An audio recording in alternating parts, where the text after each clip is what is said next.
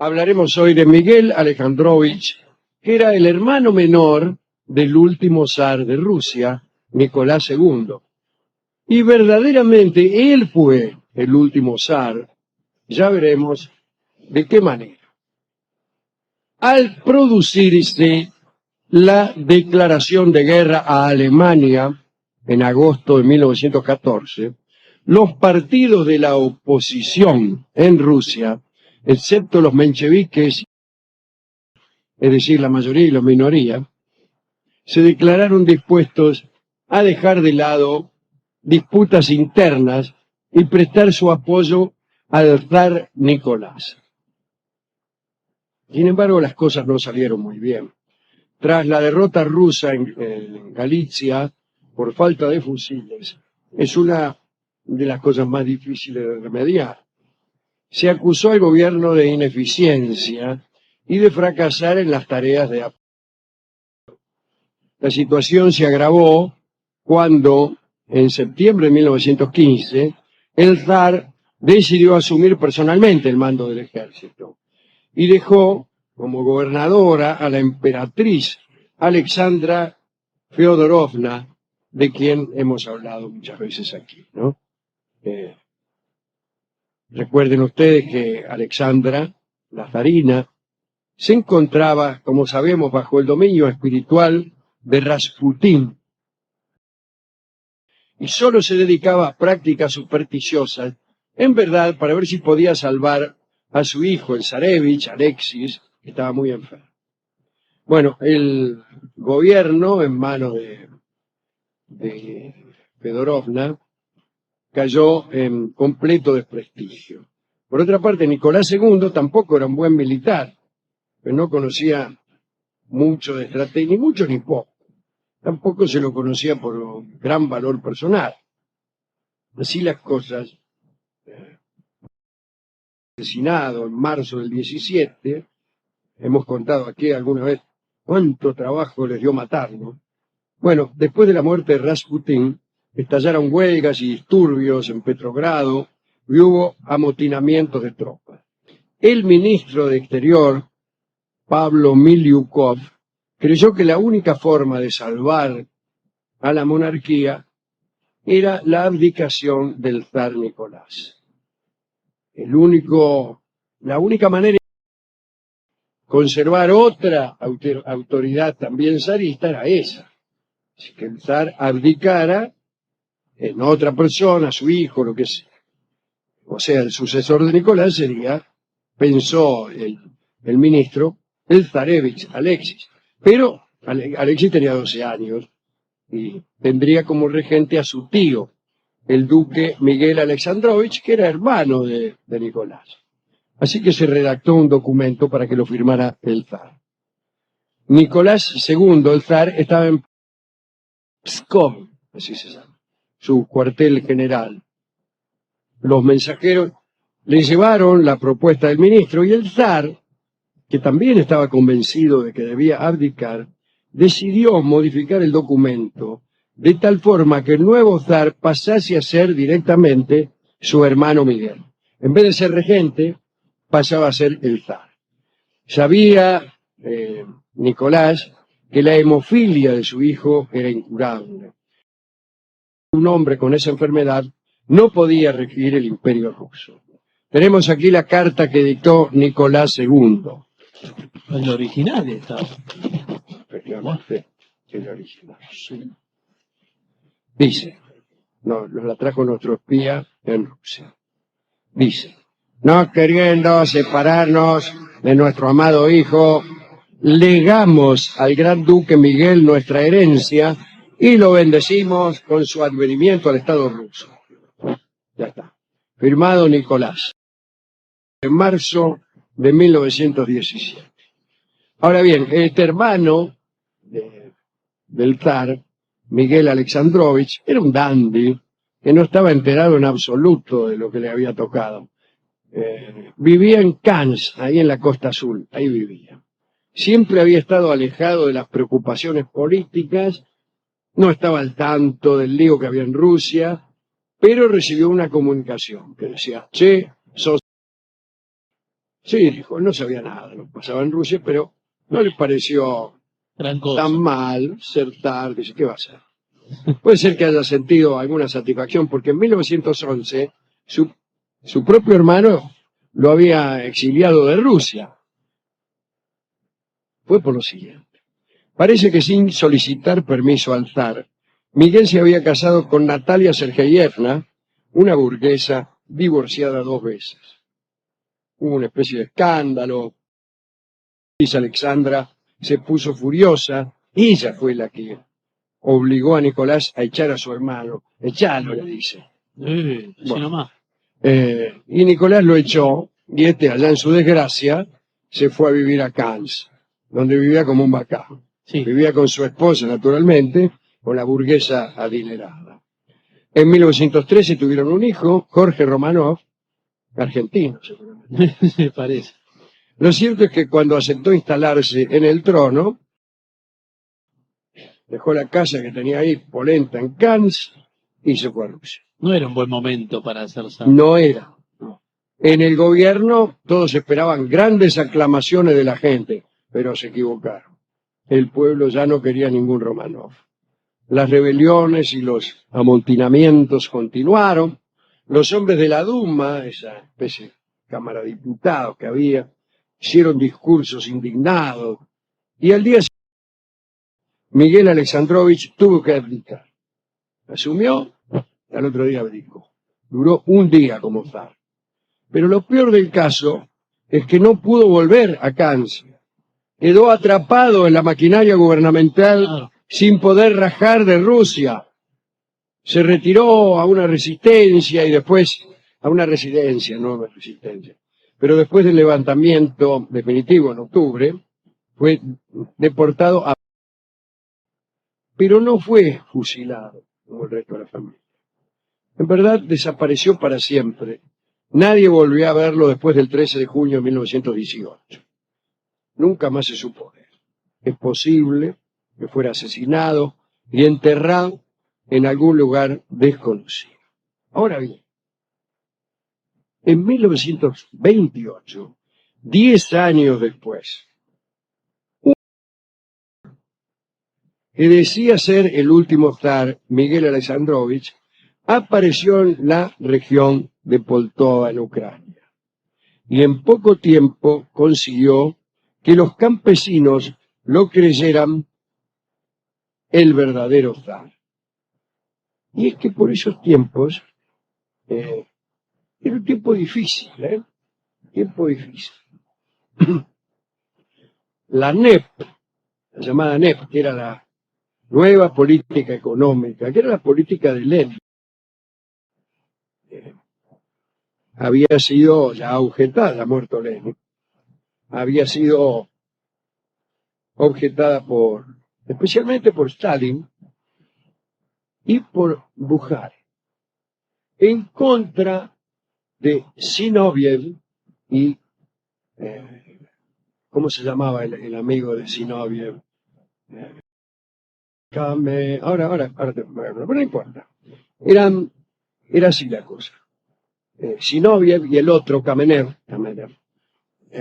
estaban a favor de la nueva política económica, que era en realidad la vieja, era la de Lenin. Y Stalin quería derogarla junto con su aliado Bukharin. Aliado que después sería su enemigo, tanto que 10 años después Bukharin terminó asesinado por Stalin, mejor dicho, ajusticiado por un juicio, etc. ¿Cómo estaban? El caso es que eran momentos muy, muy difíciles, porque calcularon mal Bukharin y Stalin, hubo hambrunas, un momento muy, muy difícil. Todos los opositores, empezando por Zinoviev, Kamenev, ya Trotsky en decadencia, estaban buscando ver si hacían pie para oponerse a Stalin, cuyo crecimiento y su designación como único secretario, como líder, si bien ya lo era, pero todavía no, en realidad nunca lo fue oficialmente. ¿No? Pero todo eso estaba en riesgo. Y justo aparece este tipo. Justo aparece este tipo en Ucrania, que es un lugar, y logró gestar un movimiento monárquico que tuvo muchos seguidores. Los campesinos lo escondían a este impostor en sus casas, se turnaban para cambiarlo de lugar, y en Moscú las autoridades avisadas habían enviado emisarios para detenerlo. Aún así, en secreto y de noche, llegaban personas de toda la región para saludar y prestarle acatamiento en sus sucesivos refugios. Bueno, finalmente la policía lo encontró y lo fusilaron a él y a un centenar de sus partidarios. Lo curioso es que las autoridades dijeron que el muerto era, efectivamente, el duque Miguel, que había escapado de Perm hacía 10 años. La verdad es que en los últimos momentos el impostor juró que era un pobre diablo, que nada tenía que ver con los romanos. Con toda astucia, se hicieron los crédulos. Claro. Fue una resolución terrible, pero estratégica. De este modo, ejecutado el duque Miguel, se sepultó la posibilidad de que aparecieran nuevos duques Miguel. Y chau la restauración zarista y todo lo que... Todo, chao. Es decir, si se resolvía que este no era, es que el verdadero andaba por ahí y podía aparecer en cualquier momento. Así que dijeron con esa tremenda astucia, usted es. No, mire que no soy, es. Y lo fusilaron. Bueno, no supimos nada más, ni del verdadero ni de otro falso Miguel Romanov. Esta fue la triste historia de que verdaderamente fue el último zar de Rusia. No Nicolás II. Por un día, pero fue el último. Un día solo. Mal negocio hizo este pobre hombre que, que vivía en Cannes, tranquilamente en compañía de una burguesa adinerada, y corrió para pagar con su vida ese solo día de príncipe que vivió. Así que, bueno, ahí está también. Es una historia bastante parecida, aunque más simple, a la de Alex, la princesa alemana, la nieta de la reina Victoria, que se casó con el zar Nicolás II, y que fue Alexandra Fyodorovna, la mujer que también pagó con la vida ese casamiento. ¿Quién le mandaba? ¿Para qué? Estaba ahí tranquila en la corte de Isabel de Inglaterra, rascándose todo el día. Sí. A Rusia, casarse con Nicolás II, un tipo ahí medio raro, y se comió el marrón que se comió. Así que vamos a dedicar esto a la mujer de Miguel, a la burguesa adinerada. Y la mina se quedó allá en Cannes, ¿no fue? La mina creo que se quedó allá. La vio venir, dice, mira, sí. Acá vos, Miguel. Me parece que se viene una revolución. Acá vos, Miguel, que acá se viene un comunismo. Sí, dijo. Ahí sí lo vio venir. Ahí sí fue el surdaje. Y también a los campesinos que fueron a buscarlo al impostor y le llevaban mate a la noche. En Ucrania se toma mucho mate. ¿Se toma mate en Ucrania? Sí. El ucraniano toma mucho mate. Me dijo mi amigo Dimitri, que es el que tocaba el cello, sí, que en verdad en Ucrania se toma mate y que lo que dicen aquí es mentira. Sí, se toma vodka, otras cosas. No, acá les dicen que en otros lugares tienen otras costumbres. No, mentira, en todas partes del mundo se toma mate. El mate no es algo argentino. Internacional que está en todas partes. A nosotros nos convencieron de que hay algo nacional en el mate, nada más que para insuflarnos un falso orgullo. ¿Cómo puede ser, señor? Pero en realidad hay mate en todas partes. Te vas a Japón. ¿Toman mate? Los japoneses lo toman caliente, muy caliente. Por eso la expresión que tienen con las bombillas fruncen. No se le tapa mucho la bombilla acá, Claro. porque frunce mucho, pero muy chiquito tenía la bombilla La japonesa. japonesa. Eh, en Ucrania lo tienen que servir caliente porque si no, Hace tanto frío. hace tanto frío, con 20 segundos chupás y es hielo el mate. Sí. No sale nada por la bombilla, ¿no? Por más que chupar, hay que tomarlo, ¿no? Hirviendo. Casi Bueno. hacen el famoso mate de vapor. ¿Hay mate de vapor? Que Mate de ya- Y sale un vapor y te sale por las orejas. Y va, listo. Bueno, hemos Bien ido curioso, la historia de este zar por un día, Sí, por el último día, además del zarismo, porque no cualquier día, sí, el último. sino que fue el último. Qué terrible. Y ni siquiera pudo robar. Nada ahí. Bueno, y le Sí, se contamos sabe. todo esto al discotecario. Enseguida nos dio esta que es nuestra canción rusa preferida. Se llama Oiga Doña Ya y es una canción que cantan nuestros amigos de Lelutier.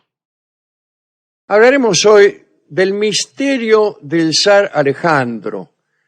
Hemos hablado hace poquito de Alejandro I de Rusia, Alejandro Pavlovich. Pavlovich porque era hijo de Pablo. Contamos, ¿se acuerda? Que medio se había enamorado de Josefina, la mujer de Napoleón. Sí, y que tenía facha el tipo. Sí, que tenía mucha facha, sí. Sí. Pero que finalmente se enamoró más todavía de la hija de Josefina, Sí, señor. Hortensia, la hija que había tenido Josefina con el finado Beauharnais, ya que Napoleón fue su segundo esposo y no le dio hijos a él, ¿no? Bueno, habíamos contado que en virtud de este pequeño affair, Josefina se pilló un resfrío que le costó la vida, y que, bueno, contamos las aventuras de Alejandro en París, Sí. de Alejandro I de Rusia. Hoy contaremos una historia mucho más profunda, conmovedora y misteriosa. Pushkin, impresionado por este asunto que vamos a contar, escribió. También lo hizo Tolstoy, años después de estos acontecimientos. Sabemos que el zar Alejandro I era un hombre supersticioso. Esto no se dijo tanto el otro día, ¿eh? Algunos dudaban de su cordura, de tan supersticioso que era. Y pensaban que había heredado la locura de su padre, Pablo I, que estaba re loco. Entre los que pensaban eso estaban Lord Walpole, que era el embajador inglés en San Petersburgo, Metternich, el canciller, y hasta el propio Napoleón, que había sido, no digamos su amigo, sino más bien su enemigo, pero que lo conocía bien. Alejandro prestaba atención a los profetas. El príncipe Golitsyn, ministro de Asuntos Religiosos, promovía cualquier secta de moda. Hemos contado que Alejandro se reunía con los Dujovors o con los Scopizzi o Castrati. Lo había impresionado particularmente Caterina Tatarinova, jefa de una comunidad de danzarines extáticos. Digo extáticos con X, Sí, ya que sí. los bailarines estáticos con S Sí. no tienen muy buena prensa. Caterina giraba como un trompo, si me permiten la expresión, vestida con una camisa blanca transparente. Por Y después lanzaba a gritos sus profecías al zar de Rusia. Sí. Y Alejandro, que era un ávido lector de la Biblia, le pedía a Caterina que explicara el significado esotérico de distintos pasajes. A ver, dice, explícame este. Sí. Bien. Uno que lo impresionó mucho al leer el Apocalipsis mientras esperaba el desenlace de los 100 días. Los 100 días, aquellos 100 días durante los cuales Napoleón había recuperado el poder. Bueno, en ese entonces lo obsesionaba este versículo. Y entonces apareció una gran mujer, maravilla del cielo, una mujer revestida de sol. Para suerte del zar, esa enviada se presentó en su cuartel general en 1815. Era Madame Krudener, que se había vuelto mística cuando en una oportunidad rezó para que un seductor dejara de molestarla y obtuvo un resultado extraordinario. El tipo se cayó al suelo repentinamente muerto. Ah, bueno. Había un tipo que la estaba, digamos, siguiendo Sí. y le decía, qué sé yo, cosas desagradables, y ella rezó para que el tipo no la molestara más. Y el lo punto mató. cayó redondo. Así Qué que poder. imagínense. Y entonces la mina se volvió mística. Madame Krudener profetizaba. Decía que Alejandro era el elegido de Dios. Y él la recibió encantado.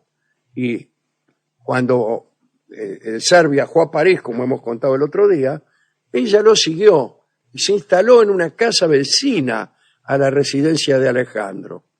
Y el zar hizo un orificio en la pared y así ambos realizaban sesiones nocturnas de oración. Sí. Rezaban los dos, cada Bien. uno ocupando su lado del agujero. Ujú. Bien. Sí. Avancemos algunos años. Ubiquémonos en octubre del año 1825. Por esos días, el zar estaba en Sebastopol. Una noche particularmente fría, salió a dar un paseo.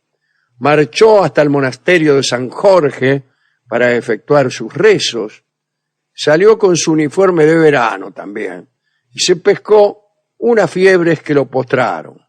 Durante su enfermedad tuvo algunas conversaciones con los íntimos. A su esposa, la zarina Elizabeth, le dijo que odiaba la corte.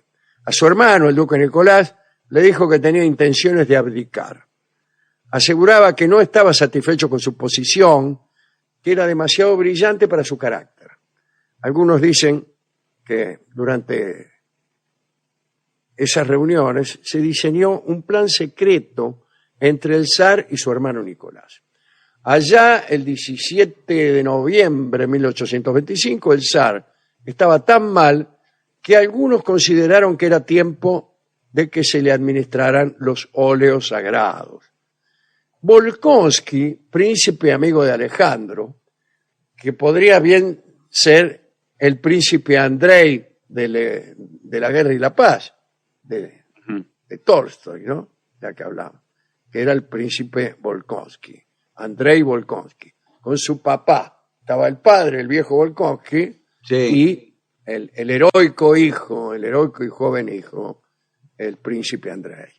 Bueno, Volkonsky, calculo que será Andrei o será otro, exigió a los médicos que abandonaran la habitación del zar y argumentó que la amistad era un remedio superior a cualquier prescripción.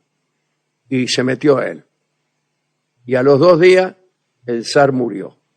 Tenía 48 años. Comenzó entonces un asunto que conmovió al mundo. Para algunos Alejandro no había muerto, sino que lo había previsto todo para poder abandonar el poder, para terminar sus días de incógnito, llevando una vida de eremita asceta. Eso supuestamente debían saberlo su hermano Nicolás y el príncipe Volkonsky, que hizo todo para que incluso la zarina se alejara de su esposo en el momento de la supuesta muerte. Según el rito ortodoxo, el sarcófago del zar debía quedar abierto siempre. El de Alejandro en la catedral de Taganrog, estuvo abierto durante más de un mes hasta su traslado al Kremlin, pero alguien se había tomado el trabajo de cubrir con un velo el rostro del muerto, contrariando la tradición.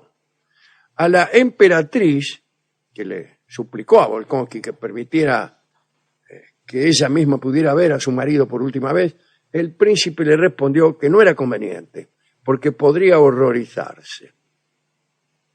Bueno, lo que todos pensaron es que aquel cuerpo era el de otro hombre. El 28 de diciembre de 1825, un cortejo fúnebre marchó hacia el Kremlin. Y dice el cronista que en las ciudades que atravesó el cortejo, la gente se asombraba de no poder ver el cuerpo del zar, que iba siempre oculto, ¿no? El sarcófago estuvo algún tiempo en la capilla palatina del Kremlin y recién, el 3 de marzo de 1826, el supuesto cuerpo del zar Alejandro fue enterrado. Con Alejandro oficialmente enterrado y sin heredero, el trono debía pasar a su hermano Constantín, que era virrey en Polonia. Y Constantín no quiso semejante honor. Y entonces le tocó al tercer hijo de Pablo I, que fue Nicolás I.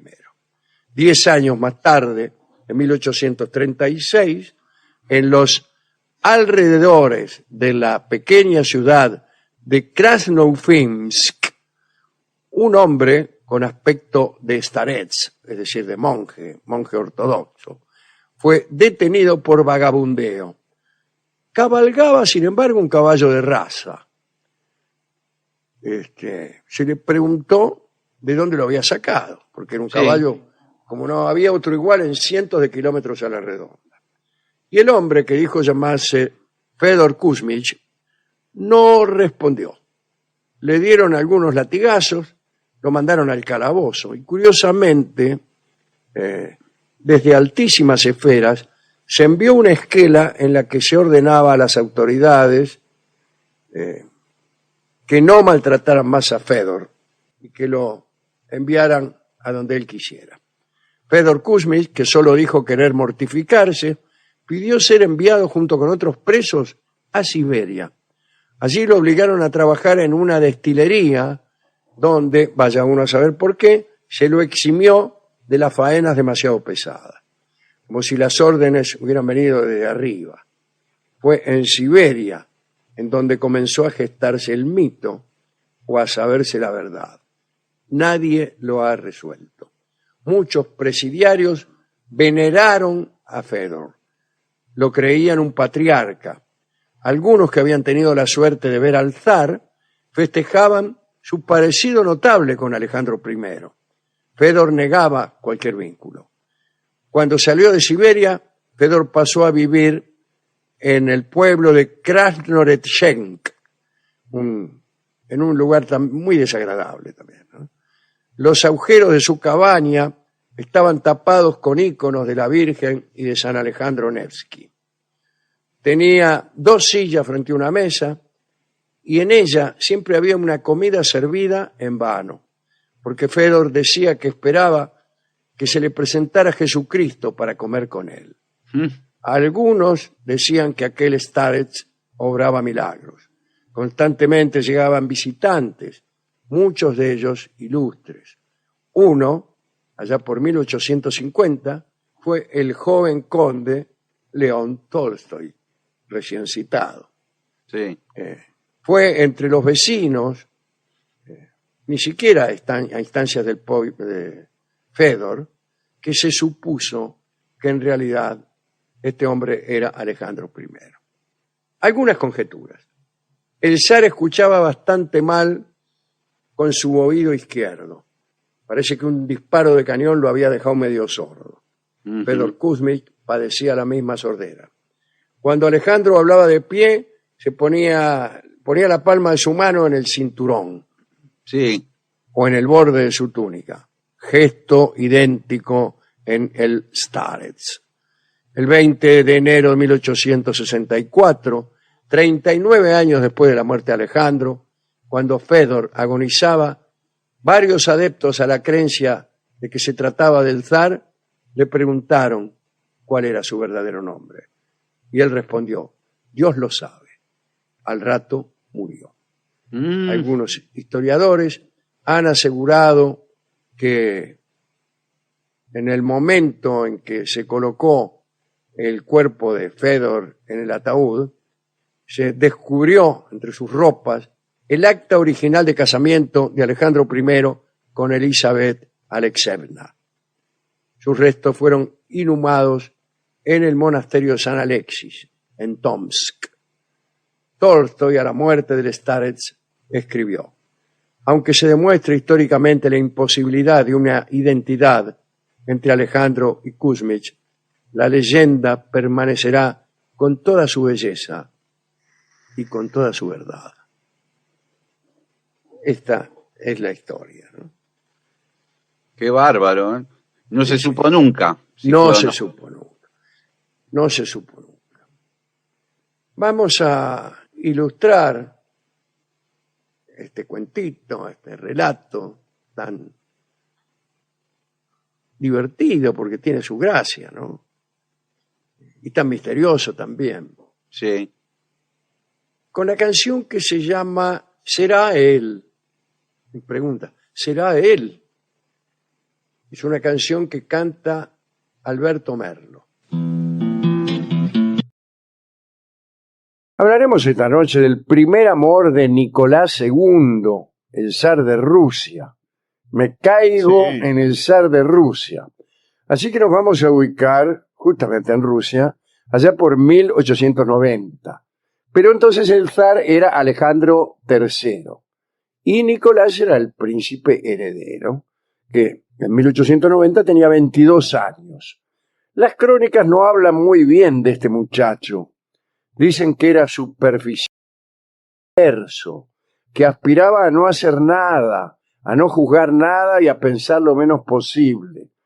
Tenía un carácter tan poco definido que por momentos sus interlocutores tenían la impresión de que no existía o de que no era más que un amable fantasma. Parece que lo conozco. Le faltaba presencia. Sí, hasta físicamente parece que era un muchacho descolorido. Las malas lenguas aseguraban que el aporte de sangre por parte de su madre había destruido en su persona las virtudes atléticas, por ejemplo, de Pedro el Grande. Alejandro III, el zar, exigía que sus hijos se mantuvieran apartados de las tentaciones del sexo. Ajá. Así que, ¿Cómo uno se aparta de bueno, sucumbiendo a ellas, me parece. Claro. Sucumbiendo a ellas primero y apartándose después. A Nicolás no le costaba porque no tenía verdaderamente una libido formidable. Si cortejaba a alguna dama, era más por diversión de salón que por el deseo de llegar a un encuentro amoroso. De todos modos, empujado por algunos amigos, no sé si es una metáfora o si Sí. es una consideración literal, pero empujado por algunos amigos, tuvo algunas andanzas galantes. En una oportunidad se acercó a una señorita llamada Labunsky. ¿Es la Bunsky o es la No, Bunsky? Labunsky. Ah, todo creí que era junto. como la Mari. Una cantante de opereta. Pero muy pronto, por orden del zar, el prefecto de policía de San Petersburgo interrumpió esa relación y la señorita Labunsky fue obligada a expatriarse. Poco más tarde, el zarevich conoció a una bailarina de origen polaco llamada Matilde Czesinski. Atención, porque ahí se enamoró.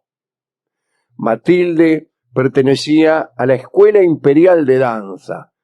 Nicolás la vio por primera vez durante un ensayo, incluso en presencia del zar y la zarina.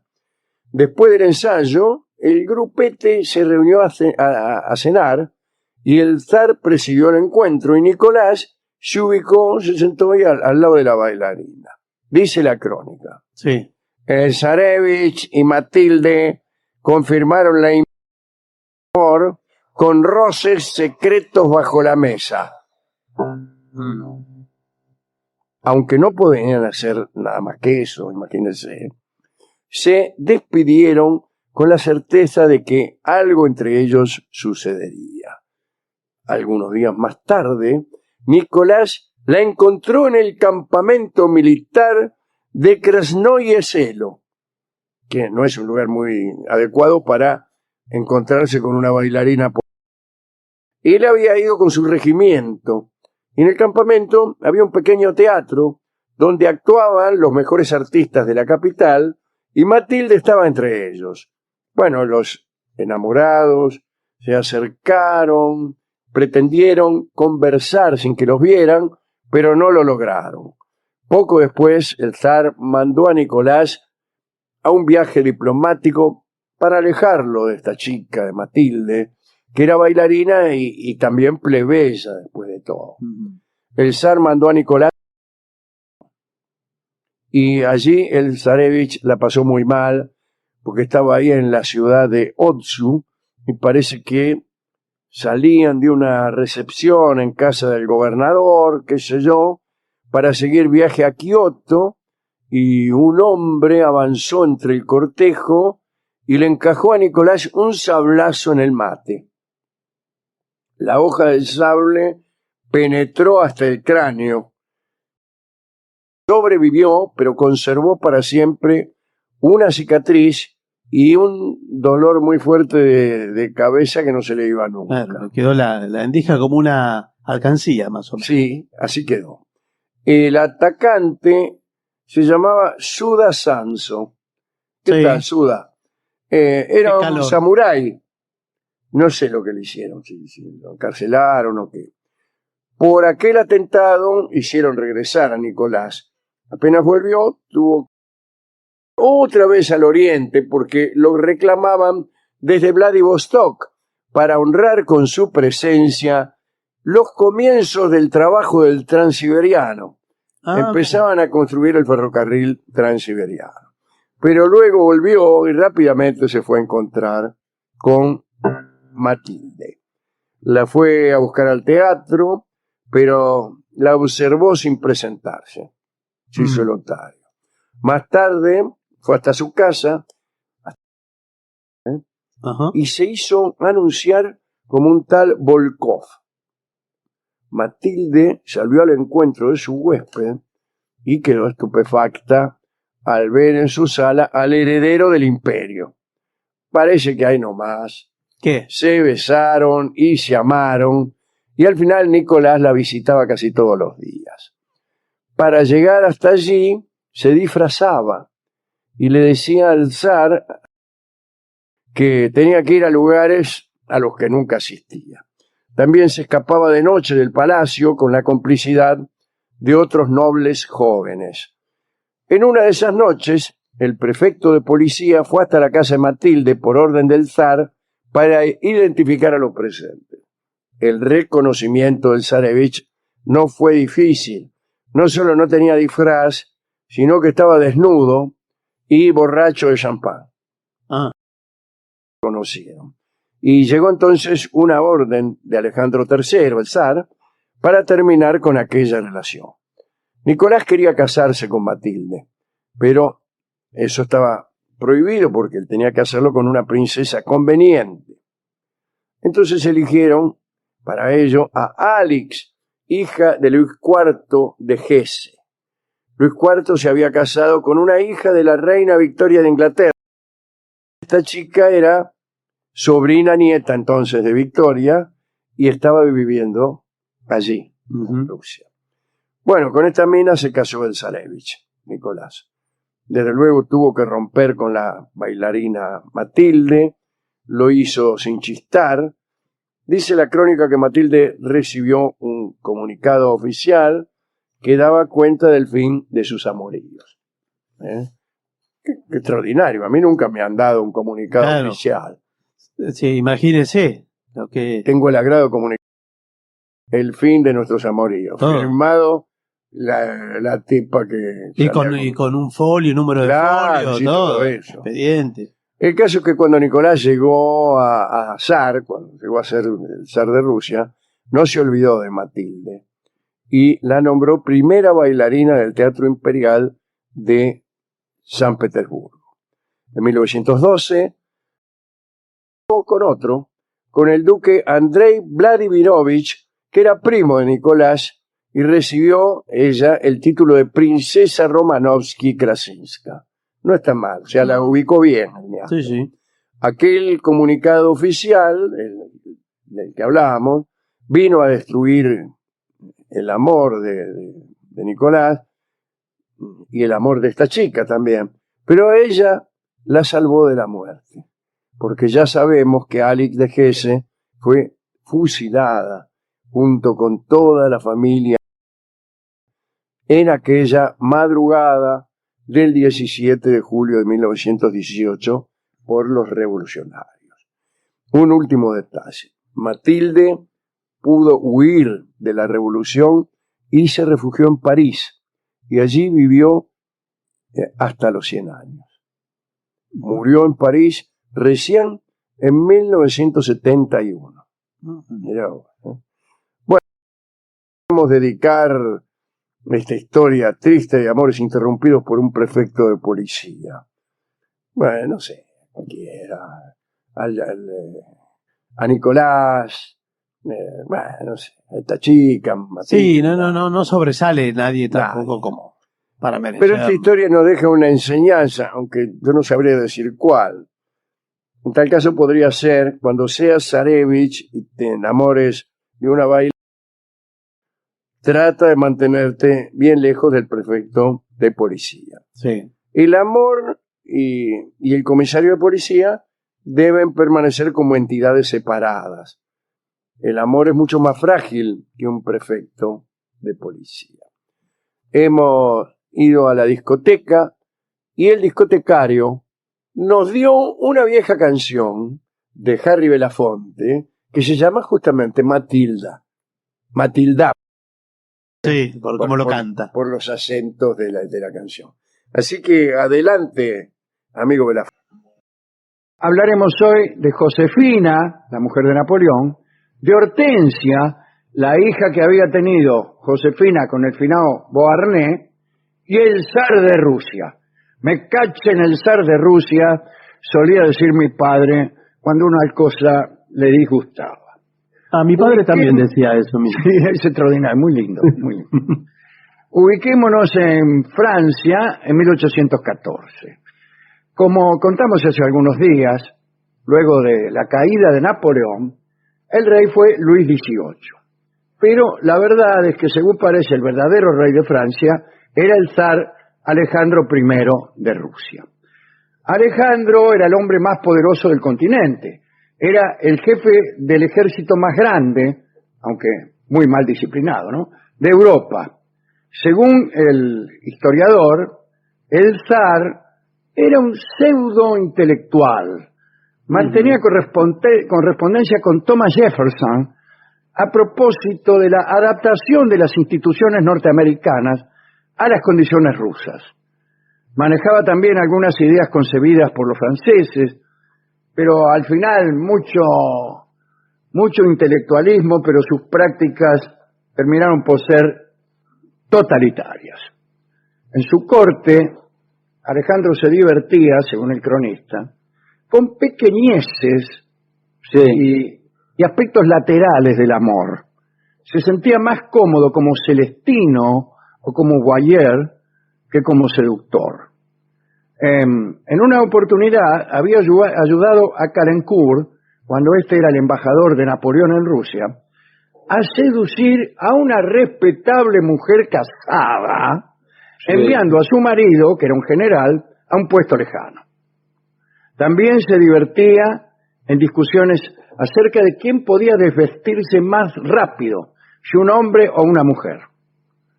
Cada tanto iba a un dormitorio con alguna muchacha para poner a prueba ese asunto, para hacer esa competencia. En cuanto a su lucha contra los franceses, se ha dicho que Alejandro I le tenía mucho miedo a Napoleón. Y cuando Napoleón invadió Rusia, Alejandro permaneció en su villa, próximo a San Petersburgo. Reapareció solo después de que los franceses iniciaran su retirada. No es cierto, como él afirmaba, ¿no? El zar, que fuera él el inventor de la táctica de la tierra arrasada para dejar al invasor sin provisiones. En realidad el que inventó eso fue Kutuzov, el tuerto Kutuzov, el hombre que ganó la guerra realmente. Caído Napoleón, Talleyrand invitó a Alejandro a Francia. Y el zar fue a Francia y se alojó con su guardia de cosacos en una casa de la calle Saint-Florentin. Y al poco tiempo, con su intervención, se designó rey a Luis XVIII. Napoleón estaba exiliado.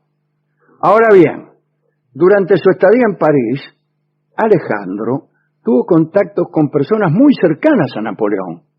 Por ahí andaba Josefina, la ex emperatriz, que ya no era la mujer de Napoleón, porque Napoleón la había repudiado de arriba abajo en el año 1809.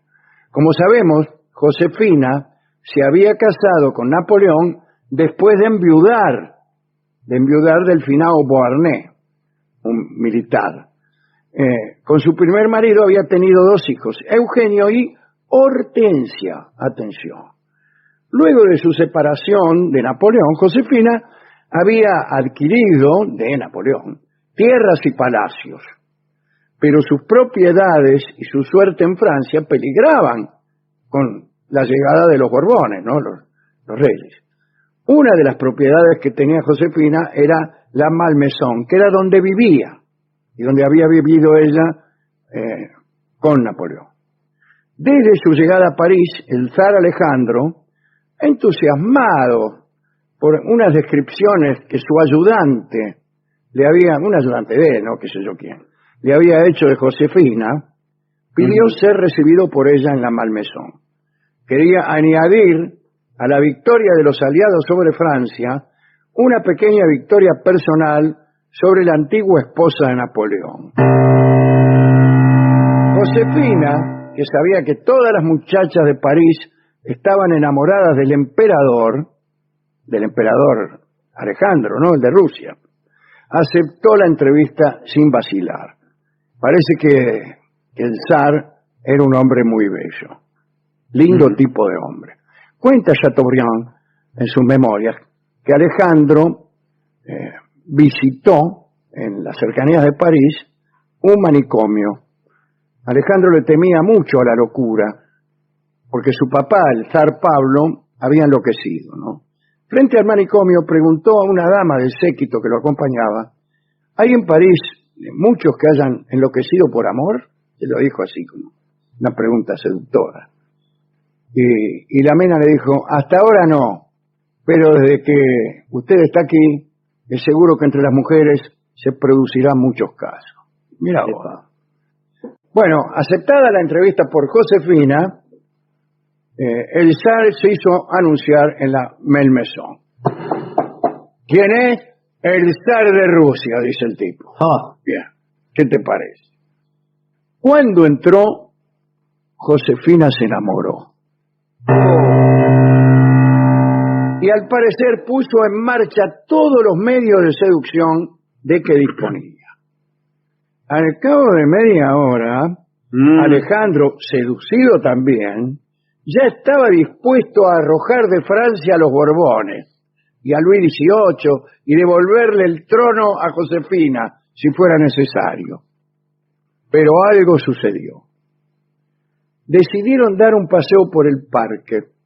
Y en un recodo del camino se encontraron con Hortensia, la hija de Josefina. Así como Josefina era ex emperatriz, por ese entonces Hortensia era la ex reina de Holanda. Estaba casada con Luis Bonaparte, un hermano menor de Napoleón, no el menor de todos, pero menor que Napoleón. Y tras la caída del imperio, se había recluido junto a su madre, Josefina, y se había alejado por un tiempo del marido, Luis Bonaparte. El zar Alejandro la vio a Hortensia y sintió que su deseo cambiaba de rumbo. No, no. Además podía notarse que Hortensia se esforzaba por estar serena delante de un hombre muy apuesto. Josefina, que mucho no se dio cuenta de lo que pasaba, se apartó y dejó a su hija a solas con el zar. Cuando volvió, Alejandro le había prometido un ducado a Hortensia. Bueno, atraído a la vez por la madre y la hija, el emperador de Rusia volvió a la Malmaison varias veces. Durante horas se paseaba del brazo con una y con otra. Sin embargo, sus preferencias se inclinaban hacia Hortensia, si me permite. La involuntaria rima. Muchos aseguran que en lo sucesivo los paseos diarios entre el zar y Hortensia terminaban en cierta habitación discreta. Sin embargo, no hay pruebas de eso. Solo se han conocido unas cartas que por su tono revelaban una gran intimidad. No sé qué diría. Bueno, como sea, el emperador, completamente deslumbrado por Hortensia, usó su poder para que los Beauharnais obtuviesen un trato de favor. El resultado dejó estupefactos a todos los realistas, porque Josefina no solo conservaba sus riquezas, sino que además Hortensia vio su dominio convertido en ducado y obtuvo una pensión anual millonaria. Vamos, que los personajes más cercanos a Napoleón obtenían mejor trato que los enemigos. Para festejar tan extraordinario éxito, Hortensia, la nueva duquesa, invitó a su mamá, a su hermano Eugenio y al zar Alejandro a una fiesta. Aquel día, Luis XVIII celebraba un servicio religioso en memoria de su hermano, Luis XVI. Sí. Fue guillotinado. Debían asistir todos los príncipes aliados en su momento contra Napoleón. Y con enorme escándalo de la corte, Alejandro no fue a ese servicio. Y, en cambio, se fue a visitar a Hortensia y su familia. Así que los Borbones estallaban de rabia. Pero aquello que parecía absurdo, terminó. Y sucedió lo siguiente. Después de aquella fiesta, Hortensia propuso un paseo en coche. Rápidamente arrancaron ella y el zar. Hacía mucho frío y Josefina salió corriendo sin abrigo para alcanzarlos. Sí. La coquetería la habría obligado a cometer una imprudencia. Enamorada de Alejandro y celosa de su hija, quería participar de todas las actividades y así poder conquistarlo. El paseo duró 2 horas. En carro iba, ¿no? En calesa. Y Hortensia se había colocado las piernas sobre las del zar. Y no se dio cuenta de que su madre temblaba bajo los velos y las gasas de su vestido liviano. Josefina, por conquistar a Alejandro I, se pescó una angina infecciosa y se murió un mes más tarde. Tenía 51 años. Un detalle: tras haber recibido los últimos sacramentos, la criolla pronunció el nombre de Napoleón y murió dulcemente. Era en 1814. Alejandro I, espantado por todo lo que había sucedido, dio por terminado su viaje a París y se rajó a Rusia, donde reinó hasta 1825. Hortensia tuvo con Luis Bonaparte un hijo. Y ese hijo fue nada menos que Napoleón III. Luis Napoleón. Bien. Aquí termina esta historia del zar de Rusia en París. Hay, como es también una especie de recordación de Josefina, me gustaría escuchar una canción de Gardel que se llama precisamente La Criolla, ya que así la llamaban a Josefina porque había nacido en América. Vamos a hablar hoy de Ana Leopoldovna, que era una zarina. Ajá. Esta es nuestra habitual sección Me caigo en el zar de Rusia. No, bueno, señor. Veníamos del protocolo. Venimos sosteniendo con mucho éxito desde hace algunas semanas. Hoy hablaremos de Ana Ivanovna. Leopoldovna fue la posterior, la que vino después. Pero esta es Ivanovna. Pongámonos en Rusia a comienzos del siglo XVIII y vamos a centrarnos, como he dicho, en la figura de la zarina Ana, que gobernó a partir de 1730. Subió al trono después de la muerte de la segunda esposa de Pedro el Grande, que se llamaba Catalina Skavronska, y después de la muerte de Pedro II, que era el hijo que Pedro el Grande había tenido con su primera esposa, que no era Catalina. Bueno, no importa. Subió. No fue una sucesión diáfana, y en realidad fue producto de una decisión política.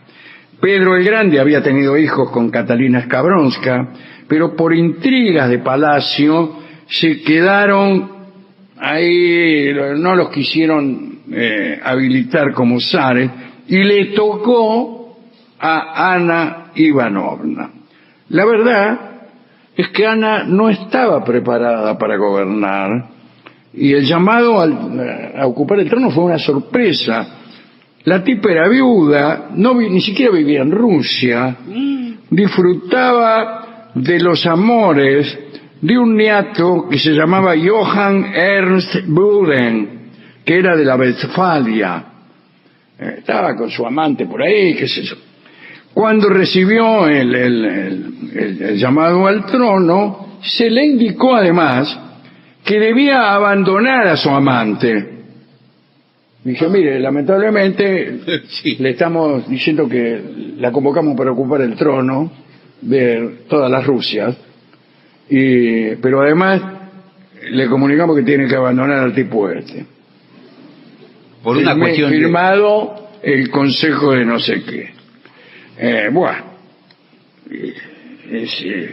Esta información que estamos manejando la tomamos de Juan Forn, de quien hablamos el otro día, un gran escritor que indagaba sobre estos asuntos, pero también la tomamos de nosotros mismos, que hicimos en algún momento alguna charla sobre Ana, y también la tomamos de los muchos que siguen difundiendo estas charlas nuestras de otro tiempo, contribuyendo a la confusión general y a la idea de que siempre decimos lo mismo.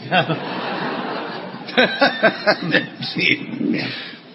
Idea que por otra parte es absolutamente correcta.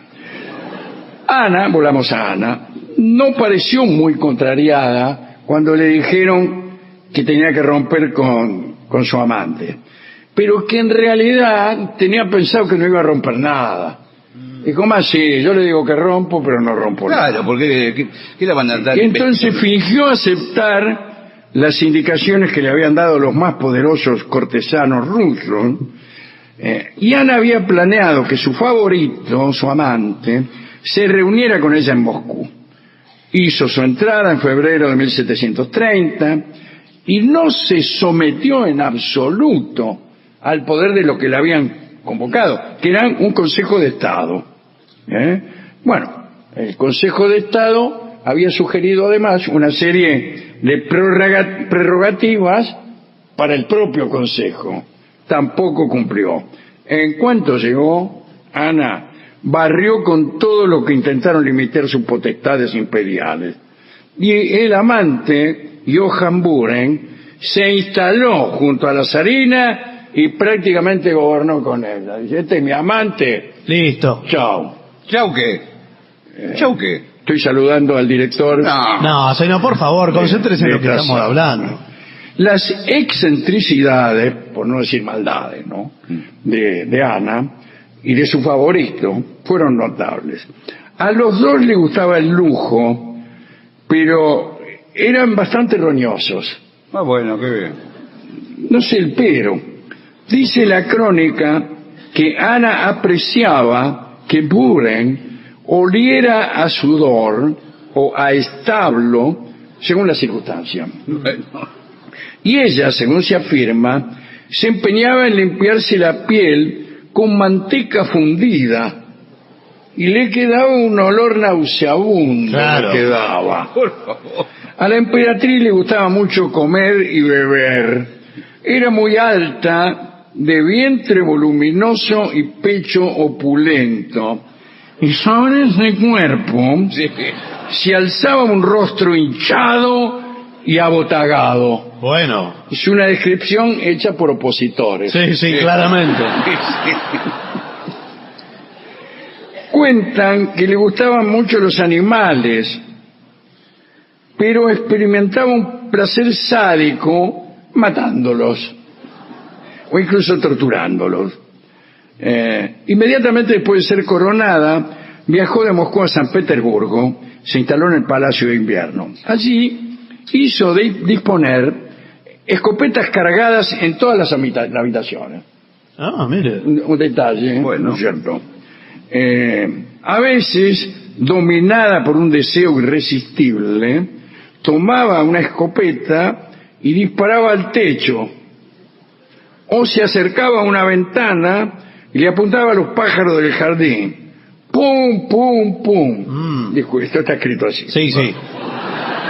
Dicen que el humo de la pólvora invadía los aposentos y la zarina, extasiada, me parece que la estuviera viendo, convocaba a sus damas de honor y las obligaba a imitarla, quiero decir, a tirar con la escopeta, ¿no? De pronto el Palacio de Invierno parecía tomado por un batallón femenino que disparaba en los pasillos por la ventana y a los cuadros incluso de los próceres pretéritos. Sí, señor, por favor. Los próceres son casi siempre pretéritos. Sí. O es preferible, ¿no?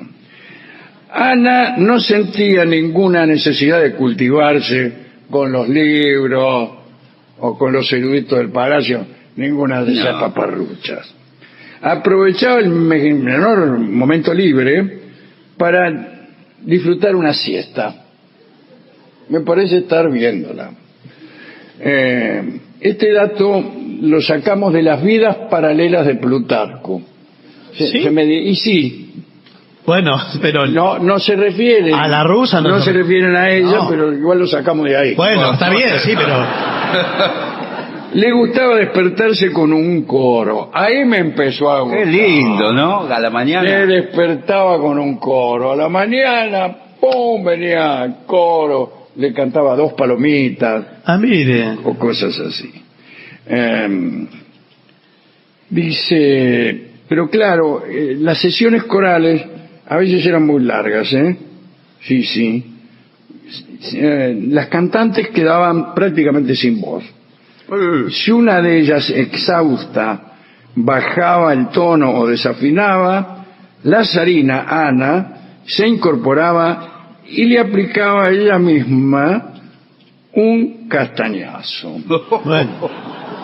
A menudo también hacía ir hasta su lecho a contadores de cuentos o a poetas. Qué lindo. Era A una veces venían kermés eso. contadores de cuentos, como hemos dicho recién, resulta que había un paisano que No, tenía ganas no, de ir no. al baño. Cuentos Literarios, sí, fábulas. Y de acá dice, posiblemente sea una palabra de Forn,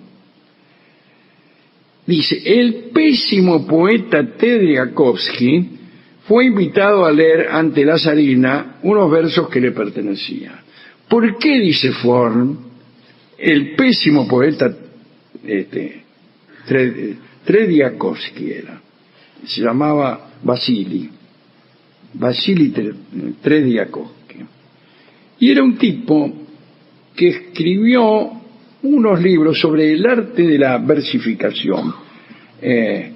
Había una metodología para versificar en ruso que se llamaba el verso silábico, y él lo cambió por el verso silábico tonal, que tiene algunas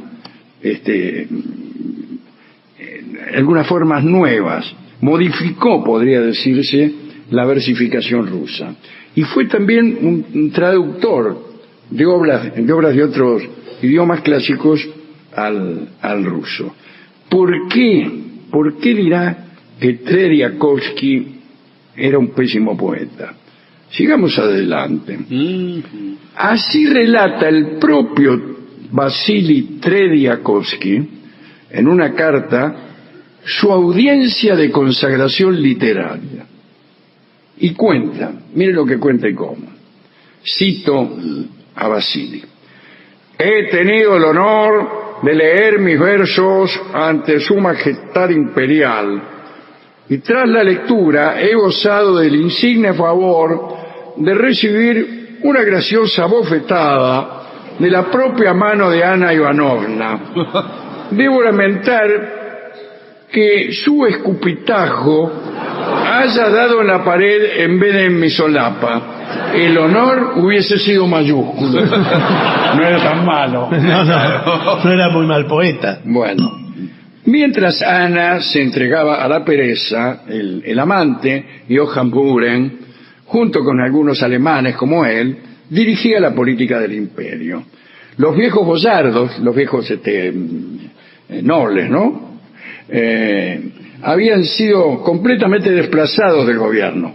Parece que Buren era un tipo de una crueldad enorme. Por haber osado enfrentarse a la zarina y su favorito, el príncipe Iván Dolgoruki fue descuartizado. Sus dos tíos, Sergei e Iván, fueron decapitados. Bueno. Y varios miembros del Alto Consejo padecieron la misma suerte. Bueno. Bien. Los rusos inventaron una palabra para designar al régimen de terror que impuso este hombre Buren. Se hablaba del Burenovщина, algo así como el desastre al modo Buren. Todo esto en ruso. Ana también desplegaba sus maldades. La emperatriz se enorgullecía de tener una colección de personas que padecían deformidades. Su predilecta era una vieja calmuca cuya fealdad horrorizaba a todos. Un día la vieja le dijo a la emperatriz que quería casarse. Este deseo inspiró a Ana un casamiento morboso. Convocó a un anciano noble, Mijail Golitsyn, que había sido príncipe y que había sido degradado a bufón de la corte porque se casó sin autorización con una italiana católica, siendo los rusos ortodoxos. Se enojó entonces Ana y anuló ese matrimonio, pero todavía le había quedado el tipo un poco más montado entre ceja y ceja, y lo llamó y le dijo: te consiguió una esposa, y lo obligó a casarse con la calmuca. Hicieron ahí. Otros dicen que fue distinto el asunto. Dicen que la corte itinerante se había detenido en un pueblo, de todos nombres con distintas nomenclaturas, cerca de Laponia, cerca del límite con los países nórdicos. La corte de Ana estaba detenida por el mal tiempo. Por el mal tiempo. Y entonces, bueno, hicieron una fiesta, qué sé yo, y alguien en la fiesta tuvo la idea de invitar a la fiesta a gente que formaba parte de la comitiva y que eran todos estos tipos medio extraños que ella tenía para su diversión. Y ahí alguien dijo, mirando el hielo, que quizá había más agua en Saturno que en la Tierra, pero como hacía tanto frío en Saturno, ya lo sabían en aquel momento. Era puro hielo y no había agua, sino hielo. Entonces alguien tuvo la idea, posiblemente la misma Ana, de construir cosas de hielo. Un espejo primero, Sí. un mueble, una cama, una habitación, hasta que dijo, no, vamos a hacer que construyan, aquí estaban en un palacio, pero ya fuera mucha nieve, mucho frío. Vamos a construir un palacio de hielo, una casa de hielo. Y para darle más color al guiso, vos, le dijo a Golitsyn, al bufón, sí, te vas a casar con mi amiga la calmuca. Y te vas a pasar una noche de boda en el Palacio de Hielo, mientras nosotros, que estamos aquí aburridos, somos la corte, miramos. Es una versión más cruel que la otra. Es más cruel que la otra. Es más cruel, ¿no? Qué cosa. Bueno, y así lo hicieron rápidamente. Construyeron no era un palacio de hielo, pero una casa de hielo, la famosa casa de hielo de Ana Ivanovna. Y bueno, y si se realiza un casamiento con esta chica calmuca que se llamaba Avdokia Busolinova. ¿Cómo me gustaría llamarme? Bueno. Avdokia Busolinova. Y la casaron con Golitsyn, que era el príncipe bufón, ¿no es cierto?, que le caía mal. Fingieron ahí el casamiento, lo hicieron realmente, y los mandaron a tener una noche de boda en la casa de hielo. Y ellos desde el palacio miraban. Qué lindo. ¿Qué miraban? El frío que tenían. Y sí, claro, bueno. Era una cosa horrorosa. Bueno, ese es un episodio que también alguna vez en este programa hemos contado más detalladamente, pero que tiene distintas fuentes.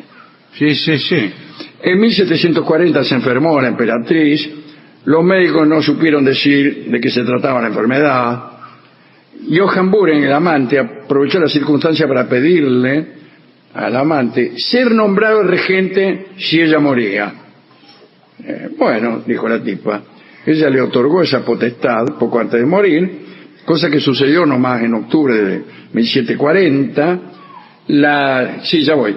La despedida de Ana Ivanovna tuvo algo de teatral, le dijo adiós a todos y no volvió a hablar por 3 días, hasta que se murió. No le fue bien finalmente al amante, a Johann Buren. ¿Por qué? Se produjo una revuelta cortesana, una conspiración de los boyardos, y en noviembre de 1740 un grupo de guardias irrumpió en el cuarto de Buren y tras molerlo a palos lo llevaron desvanecido a una fortaleza. Era preciso encontrar una falta para encarcelarlo. Se lo acusó de haber precipitado la muerte de Ana al incitarla a andar a caballo. Una mentira. Una cosa interesante es lo que pasó con los 2 amantes. ¿Los de la casa de hielo? En la casa. Sí. Estaban ahí muriéndose de frío y un chambelán de la corte a la madrugada fue y los rescató. Justamente un rato más tarde la comitiva se puso en marcha otra vez porque había mejorado el tiempo. Entonces se fueron. Organizaron todo, la calmuca fue con todo, pero al príncipe bufón se lo olvidaron, a Golitsyn. Sí. Adentro de la casa de hielo. No, se le andaba por ahí y lo dejaron atrás.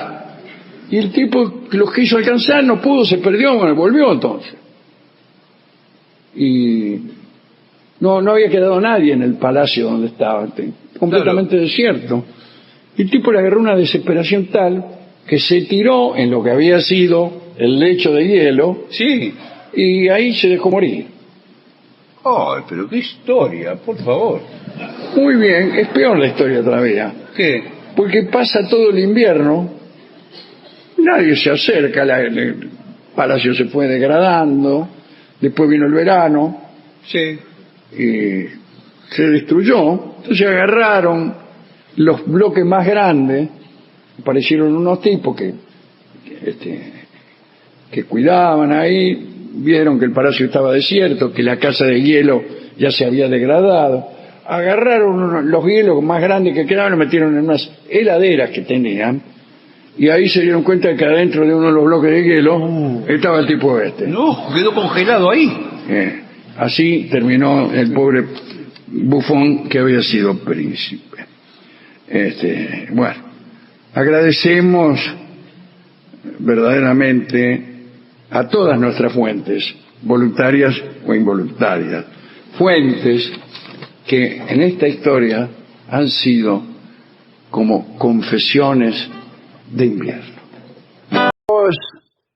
a una historia en Rusia, Sí. en época de los zares, en épocas del último zar de Rusia, o quizá el penúltimo. Algún día hablaremos de un zar supernumerario, pero bueno, hoy no. Hoy hablaremos de un amor de Nicolás II, que fue zar de Rusia. Así que vamos a ubicarnos en Rusia allá por 1890. Todavía no era zar Nicolás, ¿eh? El zar era el papá, Alejandro III.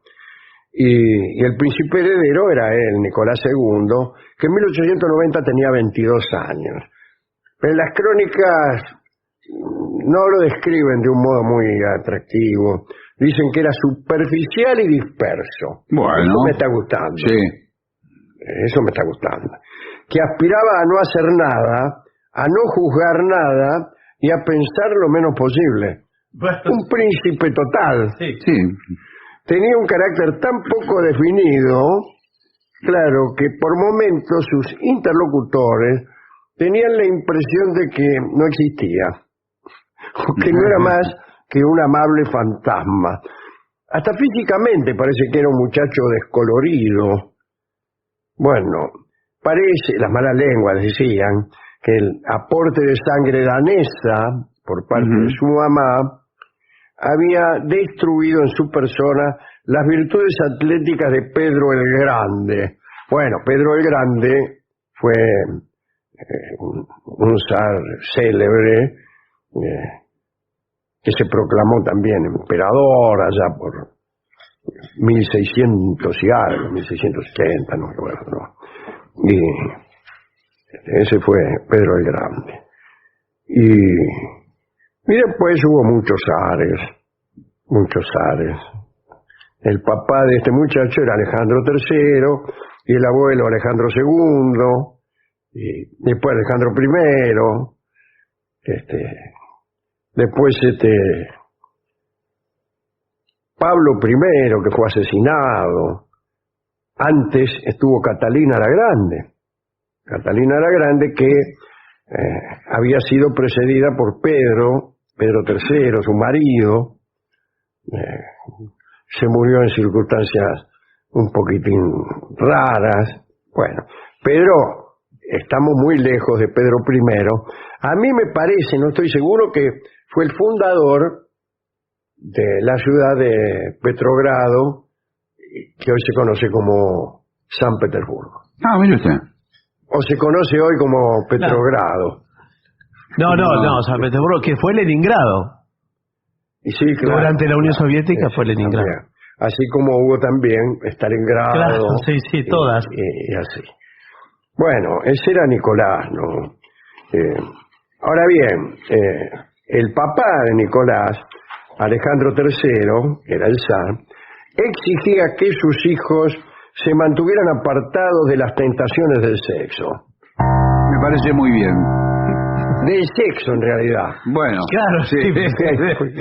Lo apartaba de las tentaciones. La mejor manera Sí. de sacarse de encima una tentación es cediendo a ella. Claro.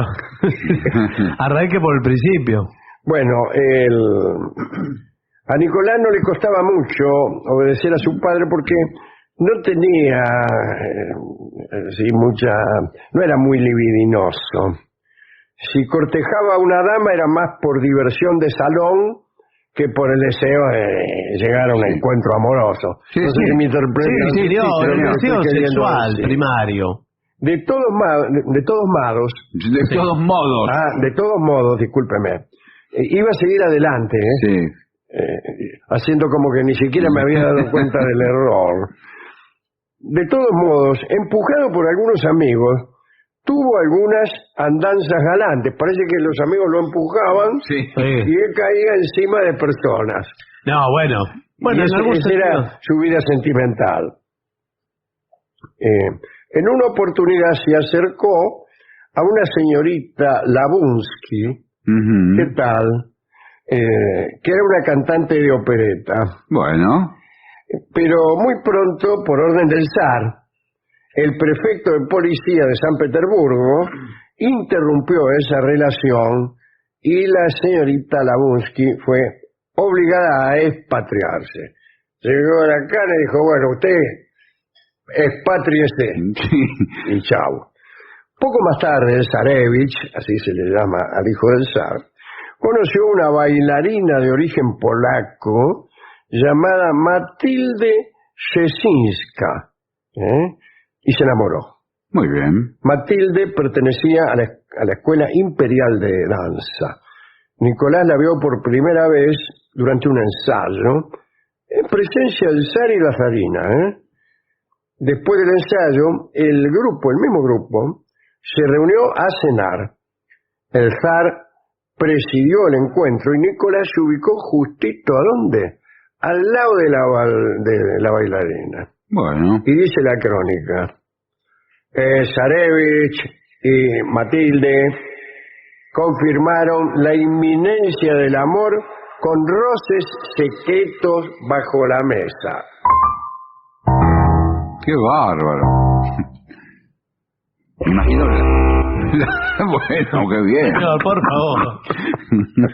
Se rajó No el hay espejo. cosa que me guste más que el roce secreto bajo la mesa. Sí. Oh. Qué manera tan exquisita de comenzar un romance. Sí. Oh, está ahí, la mina no lo conoce, o a lo mejor es la novia de algún otro tipo que está en la misma mesa. Pero es indispensable la condición de cercanía para Y eso. sí, estar al lado, indispensable. enfrente, algo así, Sí. ¿no? Y por ahí sentís, tiki, tiki, tiki, alguien que te está escribiendo. Nunca me pasó. Nunca me pasó. Bueno. Bien. Aunque no podían hacer, Deme un ratito. aunque no podían hacer nada más que eso, se despidieron con la certeza de que algo entre ellos sucedería. Y algunos días más tarde, Nicolás la encontró en el campamento militar de Krasnoye. Bueno, no es un buen lugar para encontrarse con una mina, pero ¿qué pasa? Iban artistas famosos a los campamentos militares. Entonces, se encontraron ahí. En el campamento Cádiz, había un pequeño teatro, actuaban los mejores artistas de la capital, Matilde estaba entre ellos. Los enamorados se acercaron, pretendieron conversar sin que los vieran, pero no lo lograron. Poco después, el zar mandó a Nicolás a un viaje diplomático para alejarlo de la mina. Bueno, el zar lo mandó a Japón. Y allí el zarevich la pasó muy mal, porque estando en la ciudad de Otsu, parece que, salieron ahí de una recepción para seguir viaje a Kioto, y un hombre avanzó entre el cortejo y le pegó a Nicolás un sablazo en el marote. La hoja del sable penetró hasta el cráneo. Y el zarevich sobrevivió, pero conservó para siempre una cicatriz y un dolor muy fuerte de cabeza. Le dolía siempre el marote. Y sí, con el sablazo que le pegaron. El atacante llamado Suda Samso, un japonés, era un samurái. No sé lo que le hicieron. Bueno, pero aquel atentado hizo que el zar Alejandro hiciera regresar a Nicolás. Pero cuando volvió tuvo que hacer otro viaje, esta vez hasta Vladivostok. Bueno, no le hubiera costado nada ir de Japón a Vladivostok, que está mucho más cerca. Era un acto porque se inauguraba, empezaban los trabajos del ferrocarril transiberiano, ¿no? Cuya última estación es Vladivostok. Ajá. Bueno. Viene Vladivostok, Sí. después viene... No, lo que se va a acordar toda de memoria. Sí, San Miguel, Muñiz, Bellavista, William Morris, Hurlingham, Palomar, Caseros, Santo Lugares, Espeña, Devoto, Villa del Parque, La Paternal, Chacarita, Palermo, Moscú. Claro.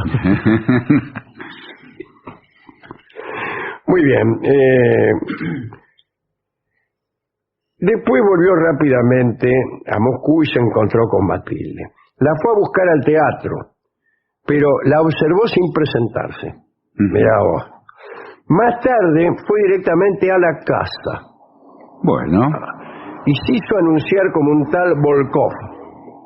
Matilde salió al encuentro de su huésped y quedó estupefacta al ver en su sala al heredero del imperio. Bueno, parece que se besaron bueno, y señor. ahí se amaron, discúlpeme. Al final, Nicolás le iba a visitar casi todos los días. Para llegar hasta allí, se disfrazaba y le decía al zar, al viejo, ¿no?, que tenía que ir a lugares a los que nunca iba en realidad. También se escapaba de noche del palacio con la complicidad de algunos nobles. Y en una de esas noches, que él estaba de visita clandestina en la casa de la bailarina, apareció el prefecto de policía, directamente en la casa de Matilde, para identificar a los presentes. El reconocimiento del zarevich no fue difícil. No solo no traía disfraz, sino que estaba completamente desnudo Por y favor. borracho de champán. Y entonces hubo una orden de Alejandro III para terminar con aquella relación. El zarevich quería casarse con Matilde, pero en realidad estaba previsto que se casara con una princesa conveniente, y para ello se eligió a Alix, la hija de Luis IV de Hesse. Luis IV se había casado con una hija de la reina Victoria de Inglaterra. Quiere decir que esta chica, Alix, era sobrina nieta de la reina Victoria y estaba... estaba ahí. Bueno. La eligieron. La eligieron. Bueno. Se casaron, ya se sabe, ¿no? Tuvo que romper con la bailarina, Matilde, lo hizo sin chistar. Dice la crónica que Matilde recibió un comunicado oficial que daba cuenta del fin de sus amoríos. Qué extraordinario, ¿eh? A mí nunca me han mandado un comunicado oficial. El caso es que cuando Nicolás llegó a zar, no se olvidó de Matilde y la nombró primera bailarina del Teatro Imperial de San Petersburgo. En 1912, Matilde se casó con otro, con el duque Andrei Vladimirovich, que era primo de Nicolás. Vio cómo son las cosas ahí, son todos primos. Y recibió el título de princesa Romanovsky-Krasinska. Aquel comunicado oficial vino a destruir el amor de Nicolás, pero a esta chica, la bailarina, la salvó de la muerte, porque ya sabemos que Alix de Hesse fue fusilada junto con toda la familia imperial en aquella madrugada del 17 de julio de 1918. Estoy tratando de recordar el nombre de la ciudad de Ekateringrado o Ekaterimburgo. Ekateringrado. Allí en esa ciudad fueron asesinados todos los miembros de la familia real, de la que me salvé, habrá pensado la bailarina. En cuanto a Alix, que era parienta de... el marido también, después de todo, parienta de la nobleza inglesa. El rey era entonces Jorge V. Victoria murió en 1901, vino Eduardo VII, y el siguiente rey fue Jorge V, y le pidieron ayuda, y el tipo se hizo el Vicenzo. Los parientes ingleses o alemanes, como usted quiera, porque eran alemanes, se hicieron los otarios. No vaya a ser cosa que le saliera la revolución también no fuera cosa, en Inglaterra. Bueno. Bien. Un último detalle. Matilde pudo huir de la revolución y se refugió en París. Y allí vivió 100 años. Mire usted. Mejor dicho, allí vivió hasta sus 100 años. Bastante, ¿no? Para la Bastante. época. Murió en París recién en 1971, que fue el año en que yo visité por primera vez París. Quiere decir que podría habérmela encontrado Sí, impresionante. a esta Qué muchacha, bárbaro, qué si no impresionante. fuera porque estaba completamente lejos de mis hábitos y de mi recorrido, que pasaba más bien por un hotel de porquería de la Rue Cuchat, y ella pararía en el Ritz, me imagino. Claro, con 100 años no saldría mucho tampoco a la calle. No, es lo que tiene uno cuando llegan los 100 años. ¿A quién quiere dedicar esta historia triste de amores ininterrumpidos? No, ininterrumpidos. Interrumpidos. Sí, interrumpidos ¿por quién? Por un prefecto de policía. Es desagradable, ¿eh? Uno está ahí en lo mejor del asunto. Sí. ¿Quién es? ¡La policía! ¡Oh, qué feo, ¡Qué feo! Oh. ¡Qué triste que debe ser ver la mujer que uno estima tirada en un muladar Sí. con otra persona encima! Bueno, señor, pero eso... Bueno, se me ocurrió de golpe. Sí, del Sí, poema. Me vino a la memoria este verso. Bueno, no sé qué moraleja podemos extraer de esta historia, pero una podría ser que si uno es Zarevich y se enamora de una bailarina, hay que mantenerse lejos del prefecto de policía. El amor y los comisarios de policía deben permanecer como entidades separadas. Está muy bien. El amor es mucho más frágil. Hemos ido a la discoteca y el discotecario nos dio el tango Vieja Amiga, Bueno. que alude a esta bailarina y a la cierta gratitud del zar Nicolás. Oigamos a Hugo del Carril entonces cantar este tango, Vieja Amiga. Hablaremos de una historia que transcurre en Rusia. Muy bien. En el año 1741 había una situación difícil para la herencia, la sucesión del trono venía un poco piojosa y bueno, Isabel Petrovna, una hija de Pedro el Grande, que andaba ahí medio renunciada, dio un golpe de estado y se hizo del poder en ese año 1741. Bueno, esta nueva zarina Isabel vivió durante los primeros años de su gobierno temerosa de que a ella también la sacaran del trono. Entonces vivía celosa de su entorno, atenta al menor movimiento sospechoso, pero vale la pena contar algunas características de la personalidad de Isabel. Por ejemplo, tenía una pasión desenfrenada por la ropa, Bueno. las joyas Bien. y todo lo que llegara de París. Tenía la costumbre de cambiarse 3 veces en cada bailongo, no 3 veces por día. Iba a un baile Y mostraba 3. al tercio del baile se cambiaba y después se cambiaba de nuevo ya para la última parte. Pero qué espectacular. Claro, porque vivían ahí. Claro, claro. Si no, porque Sí. si vos vas a un bailongo en Avellaneda y vivís acá en Núñez, y no te vas a venir a cambiar Sí, 3 no, veces. no, cada vez no. Eso lo hace porque hacían los bailes en el mismo palacio, señor. Tenía la costumbre, ya se lo dije, cada vez que llegaba un barco francés, exigía que inspeccionaran la ropa y le llevaran las últimas novedades de los costureros de París para que ninguna de sus súbditas se hiciera de aquellas prendas antes que ella. Mira. 2 veces por semana había bailongo de disfraz en la corte. No es mucho, 2 veces por semana baile de disfraz. Sí, y hay que pensar el disfraz, ya una vez Sí, es difícil. ya, bueno. Imagínese así. Y acá dice, yo creo que ya estaban podridos, dice el cronista. Claro, sí. Bueno, ir a 2 bailes de disfraz por semana es como comer imperial ruso todos los días.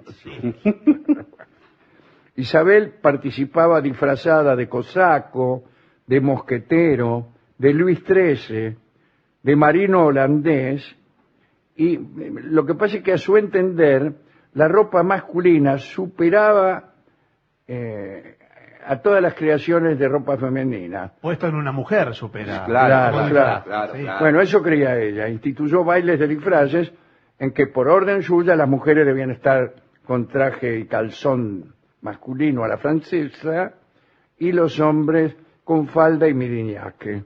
Bueno. Era muy celosa de la belleza ajena y entonces no toleraba ninguna competencia en esa materia. En una ocasión Isabel decidió ir a un baile con una rosa en el pelo y descubrió indignada que la cortesana Natalia Lopugina, que era muy famosa por sus éxitos en sociedad, también tenía una rosa en el marote. La zarina interpretó la presencia de esa segunda rosa como una ofensa al honor imperial. Y entonces interrumpió la orquesta, tenga mano tallada, Bueno. y obligó a Natalia Lopugina a arrodillarse. Pidió unas tijeras, cortó con rabia la flor intrusa, bueno, junto con algunos mechones que ahí andaban rondando el pedúnculo Sí, bueno. de la rosa. Sí. Y luego abofeteó a Natalia, le hizo una seña a los músicos y siguió el baile, como si nada. Buah. Al final de la pieza, alguien le dijo a la zarina que Natalia se había desmayado de miedo, pero a Isabel no le importó nada y la fiesta siguió. Las reacciones de Isabel eran siempre desmesuradas. Una vez, durante un paseo por el campo, uno de sus bufones le mostró un puerco espín que acababa de capturar y que llevaba metido en el sombrero. Pero a la emperatriz no le hizo ninguna gracia, más bien le dio asco, quizá miedo, así que pegó un grito, salió corriendo y luego ordenó entregar al bufón al verdugo a fin de que fuera atormentado. No asesinado. No, peor, lo torturaron. Bueno. Esas represalias corrían parejas con súbitos actos de devoción. A veces se autoimponía peregrinaciones que la obligaban a caminar hasta el límite de sus fuerzas, permanecía en la iglesia horas de pie y cumplía escrupulosamente con los días de ayuno, todo eso, ¿no? Isabel era también muy aficionada al alcohol. Bueno, quiero decir que era borracha. Bueno. Dice el cronista, Resumiendo. para ser más agradable el descanso, recurría al servicio de unas mujeres y unos hombres que por turno la rascaban. Atención. Los rascadores, la rascaban las plantas de los pies especialmente, Mire usted. pero también la espalda, etcétera. Los rascadores preferidos de Isabel eran Elisabetta Yuvalov, Vasily Yulkov y Simón Narinsky. Eran rascadores oficiales. Mirá vos. 2 años después de su llegada al trono, estalló un asunto que tiene que ver con lo que había pasado en aquellos bailes de las 2 rosas. En San Petersburgo se habló de una conspiración destinada a derrocar a Isabel, fomentada por miembros de la más alta nobleza. También estaba metido en el asunto el embajador de Austria. Al parecer, los conspiradores pretendían ofrecer el trono a la familia de Ulrico de Brunswick, que era nada menos que el esposo de Ana Leopoldovna, la misma a la que Isabel había depuesto cuando dio el golpe de Perfecto, Estado. listo. Muy bien. Cuando estos rumores llegaron a oídos de Isabel, ordenó arrestar al embajador de Austria, pero el tipo ya se había rajado. Vio cómo son los embajadores de Austria. Cuando las papas queman, se rajan. Entonces Isabel tuvo la idea de castigar a los cómplices del tipo, que eran rusos. Ahí estaban los miembros del clan Lopugina, comandados por ¿sabe por quién? No. Por la que tenía por Natalia. Por la que tenía la rosa y había sido humillada en el baile. Natalia no había soportado aquel episodio y entonces reunía en su casa a hombres que debatían cómo terminar con Isabel Petrovna. Pero Isabel se enteró de estos debates, tomó unas medidas. Primero hizo encerrar a Ulrico de Brunswick, a Ana Leopoldovna y al pequeño Iván, que era el hijo de Ana. Bueno, estaba los mandó a una fortaleza marítima y luego descargó su furia sobre Natalia Lopugina, la mandó a encanar. Isabel convocó a los nobles a un baile, en el transcurso del cual dijo que perdonaría la vida de los culpables de la conspiración si confesaban. Solamente les iba a imponer una lección, les iba a dar una lección en público. Entonces, bueno, muchos cortesanos se presentaron en el bailongo, llega el momento establecido, y confesaron, entre ellos Natalia. Bueno, Enseguida vino un verdugo, la desnudó delante de todos. Aterrada, Natalia trató de escapar, mordió la mano del verdugo que la había desnudado, y el hombre le apretó el cuello, le hizo abrir la boca, y le sacó la lengua sí. y se la cortó. Oh. En el baile, señor. Bueno. Eso es un baile, señor. El No. verdugo preguntó quién quería la lengua de Lopugina, que estaba desmayada en el piso. Después la subieron a un carro y la mandaron a Siberia, donde murió poco después. Bueno, el baile continuó. La zarina Isabel fue muy felicitada por haber limpiado al imperio de cualquier peligro, y la verdad es que no volvieron a presentarse rebeliones. Ahora bien, Isabel había designado un sucesor y había mandado a buscar a Alemania una princesa para que se casara con el sucesor que ella había Muy bien. designado.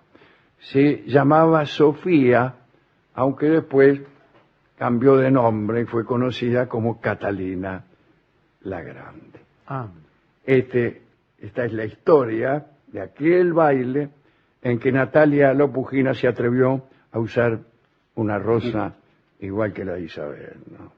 Bueno, vamos a dedicar esta charla a Natalia y después a los rascadores oficiales Sí. que cumplían con una función, ¿no? Y hemos ido a la discoteca. Lo que vamos a escuchar se llama Pa' que bailen los muchachos. Ah, bueno, Que claro. fue compuesto justamente en alusión a ese baile. Escucharemos la versión instrumental de Aníbal Troilo con Roberto Grela.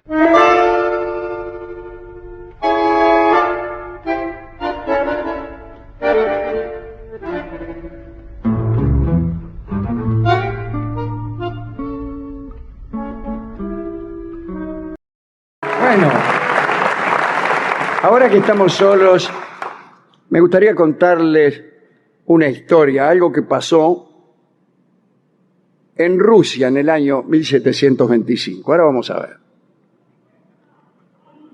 Sigue la fiesta al lado. Vamos a ubicarnos en Rusia, ya nos ubicamos, fenómeno. Están bien. La situación era la siguiente, a ver. Cuando murió el zar Pedro el Grande, la sucesión cayó en su mujer, Catalina Skabronska. De este matrimonio había dos hijas, Ana e Isabel. Pedro había tenido un hijo varón, Alexis, pero lo había mandado a matar por conspirar contra él. Un día este hijo conspiró y Pedro dijo, mátenlo. Pero Pedro también se murió. Y quedó la zarina Catalina en el poder junto a sus hijas, las dos princesas. Y todos los cortesanos observaban qué iba a pasar con aquella sucesión.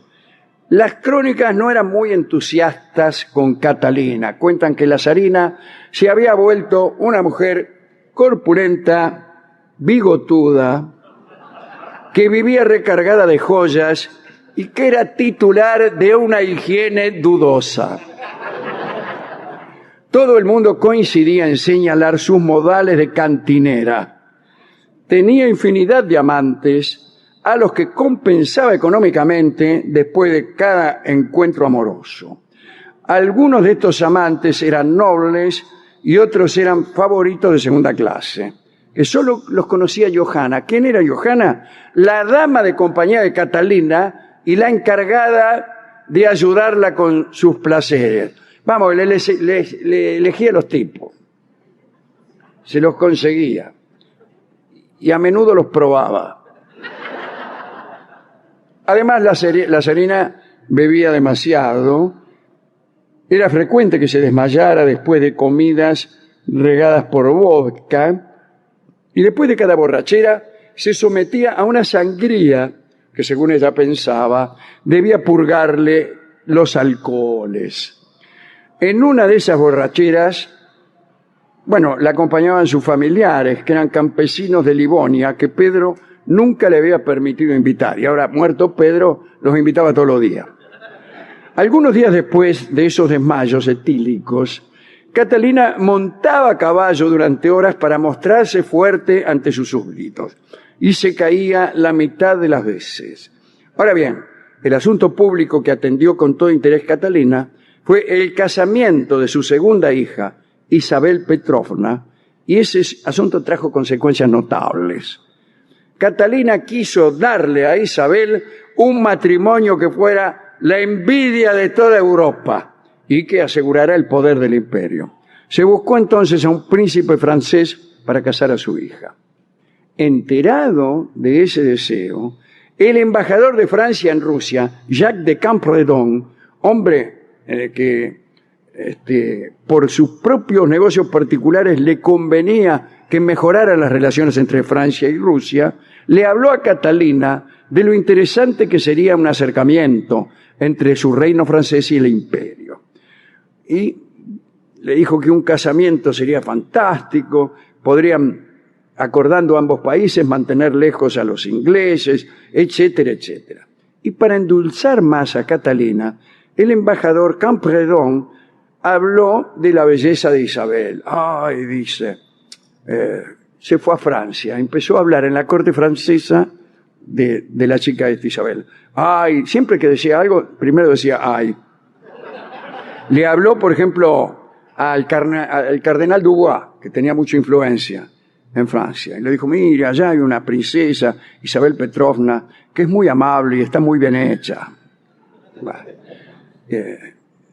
A su vez también le habló a Catalina, decía, bueno, un príncipe, qué sé yo, bla, bla. Hasta que en abril de 1725, Catalina, la zarina de Rusia, se enteró de que nada menos que el joven Luis XV de Francia iba a ser casado con alguna princesa conveniente. Parece que el joven Luis XV había rechazado a una hija de Felipe V de España y se abrían nuevas posibilidades. Entonces Catalina de Rusia convocó al embajador Campredon, le preguntó, el otro le dijo, sí, es cierto, y le dijo, bueno, mire, a mí me está gustando mi hija Isabel Petrovna para casarla con Luis XV. A ver qué pasa acá. Mire, si hay que hacer, porque son ortodoxos los rusos, dice, mire, si mi hija se tiene que hacer de otra religión, no hay problema, en fin. Ante tal ofrecimiento, Campredon solicitó un plazo para transmitir los detalles y, bueno, empezó a correr la bolilla de que Isabel era linda, etc. Y armó un viaje a Francia y a las pocas semanas viajó él mismo con retratos de Isabel un poquitito mejorados para que los vieran las autoridades francesas. Y para congraciarse con Francia y para hacer una oferta más extensiva, llevó, además del retrato de Isabel, otro retratito, en realidad un boceto dibujado en un papel, de María Leszczyńska, que era la hija del rey Estanislao de Polonia, país que estaba también bajo el dominio de Rusia, para ofrecerla en casamiento a cualquier otro noble francés. O sea, Campredon y la zarina, para fortificar la alianza, pensaron en completar el matrimonio de Luis XV e Isabel con otro, por ejemplo, el duque de Borbón con María Leszczyńska, una princesita polaca de segundo orden. Así, lo más cafillo, el Campredon salió con los retratos y las propuestas hacia Versalles, hacia Francia. En la corte de Rusia empezaron a esperar la respuesta. Se hacían apuestas, ¿no? Voy a que sí, voy a que no. Los más optimistas se preparaban para lo que sería la fiesta de casamiento. Llegó la respuesta en septiembre de 1725. Luis XV había decidido casarse, pero con María Leszczyńska, la del dibujo del papel, porque el rostro de la polaquita le había resultado más lindo. Bueno, los rusos, espantados, dijeron, ¿cómo una polaca insignificante que se ha ofrecido como regalo al duque de Borbón se va a casar con el rey de Francia? El anuncio provocó un desaire para Catalina. Furiosa, encargó a sus nobles que averiguaran las razones de este enlace tan desigual. Y el embajador Campredón, que de golpe se volvió canoso, vio cómo son los disgustos, se perdió en explicaciones. Primero, para tranquilizar a la corte rusa, dijo que a Isabel por ahí no le gustaba Versalles, desmereció a su propio rey, pero para agregar alguna dosis de verdad, terminó por hablar del gusto de Luis por la polaca. Para compensar la afrenta, Campredón ofreció a Catalina al duque de Charolais, un noble de segunda orden, pero que bueno, qué sé yo. Catalina aceptó enojada este regateo cortesano, pero más tarde vino a chocar con el más humillante rechazo. El segundón, el duque de Charolais, tampoco lo aceptó. Llegaron las consecuencias políticas. Catalina invitó al alto consejo de su país a romper relaciones con Francia, a preparar una alianza con Austria. Se envió a Viena un representante y la negociación fue exitosa. Europa se dividió en dos bandos. Por un lado, Rusia, Austria y España. Por el otro, Francia, Holanda y Prusia. Campredón, el embajador, harto de ser el encargado de infligir una ofensa tras otra a la zarina, renunció, que es lo que tendría que haber hecho el primer día. Y se marchó de Rusia y no regresó jamás. Isabel Petrovna se quedó sola, sin casamiento principesco. Mucho después, ella misma fue, durante largos años, emperatriz de todas las Rusias. La viuda de Pedro, Catalina, la zarina, amargada, bueno, ya que no había conseguido un novio para la hija, siguió con la bebida. Y murió 1 año y medio después. Se armó una nueva intriga para decidir la sucesión, pero esa es otra historia. Para terminar, contemos que el 5 de septiembre del 1725, Luis XV se casó nomás con María Leszczyńska. Durante 3 meses, Luis y María vivieron en Fontainebleau, en pequeño paraíso para ellos, en plena luna de miel. El rey se dirigía todas las noches al apartamento de la reina, donde pasaba escandalosas noches que llenaban de admiración a las damas de honor que espiaban atrás de los tapices. Algunas muchachas trataban de seducir a Luis XV, pero el soberano, que amaba a María, se mostraba indiferente. Esta frialdad no tardó en molestar a la corte. Era inconcebible que un rey no tuviese amantes. Algunos se esforzaban en empujar a Luis hacia ciertas jóvenes, pero estas empresas fracasaban regularmente, ya que cuando alguien llamaba la atención del rey hacia alguna beldad, Luis XV observaba con desprecio y aseguraba que la reina era la más hermosa. Y María también estaba muy enamorada de su marido. Cuando paseaban por el jardín, el rey recordaba el papel donde había visto por primera vez los ojos de María. Entonces le decía: muchacha, muchacha, ojos de papel. Una nueva impostura en Rusia, Hace unos días contamos la historia de Yemelyan Pugachev, que se hizo pasar por Pedro III, el zar derrocado por Catalina la Grande. No solo había sido derrocado por Catalina la Grande, sino que había sido convenientemente asesinado. Así que la impostura era aún más difícil. Dijimos que este Pugachev le hizo frente a los ejércitos imperiales para tomar el poder, pero no le fue bien y terminó decapitado. A ubicarnos en 1774, el mismo año de la ejecución de Pugachev. Catalina la Grande se enteró, emperatriz de Rusia, se enteró de que una muchacha muy seductora, de pelo castaño y ojos negros, andaba por ahí diciendo que era la hija de la antigua emperatriz Isabel y de uno de sus favoritos. Se hacía llamar princesa de Vladimir. El asunto tenía su importancia, ya que si verdaderamente era hija de Isabel, la antigua emperatriz, tenía ciertamente más derechos al trono que la propia Catalina, que no era sino sobrina de Isabel. Aparentemente Isabel no había tenido hijos. Y bueno, había una mina que andaba diciendo, yo soy la hija de Isabel, qué sé yo, bueno está. Esta princesa, que se hacía llamar, como hemos dicho, princesa de Vlodomir, viajaba por Francia, Italia y Alemania. Proclamaba obstinadamente ser la heredera legítima del trono de los Romanov. Según afirmaba, en un cofrecito, el testamento de su madre, Isabel, que era el documento en el que ella le legaba la corona de Rusia. La hermosura de la princesa de Vlodomir y sus pretensiones políticas atrajeron a algunos señores galantes y aventureros. Y gracias a ellos vivía con opulencia, pues se hacía pagar toda clase de copetones. Cuando se le preguntaba por su pasado, las respuestas de esta princesa variaban. Pero cuando se la interrogaba sobre el porvenir, no quería otra cosa que echar a Catalina del trono y quedar ella como emperatriz de Rusia. Entonces, Catalina, preocupada, le pidió ayuda al hermano de su ex favorito, Grigori Orlov, que se llamaba Alexei. El favorito Orlov fue el tuerto.